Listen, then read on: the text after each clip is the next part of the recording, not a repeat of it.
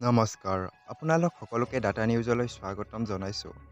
আজিৰ দিনটোৰ গুৰুত্বপূৰ্ণ বাতৰি লৈ আহিছোঁ আপোনালোকৰ মাজলৈ। যদি আপুনিও এজন অংগনবাড়ী কৰ্মী বা অংগনবাড়ী সহায়িকাৰ দৰমহাৰ বিষয়ে জানিব বিচাৰে, তেন্তে এই ভিডিঅ'টো আপোনাৰ বাবে বহুত সহায়ক হ'ব। যোৱা ৩৭ দিন ধৰি আন্দোলন কৰি থকা অংগনবাড়ী কৰ্মী সহায়িকাসকলে অন্ধ্ৰপ্ৰদেশ চৰকাৰে দীৰ্ঘদিনীয়া সমস্যা সমাধান কৰিবলৈ দাবী জনাই ১৭ জানুৱাৰীত অনিৰ্দিষ্টকালীন উপবাস আৰম্ভ কৰে।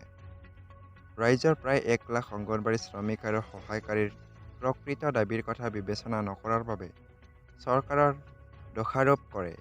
প্ৰতিবাদকাৰীসকলে যদিও ৰাজ্য চৰকাৰে আন্দোলনকাৰী শ্ৰমিকসকলৰ সৈতে ৫বাৰকৈ আলোচনা কৰিছিল, তথাপিও পূৰ্বৰ শ্ৰমিকসকলে অংগনবাড়ী খণ্ডক অৱহেলা কৰাৰ বাবে কোনো অগ্ৰগতি হোৱা নাছিল বুলি অভিযোগ উত্থাপন কৰে।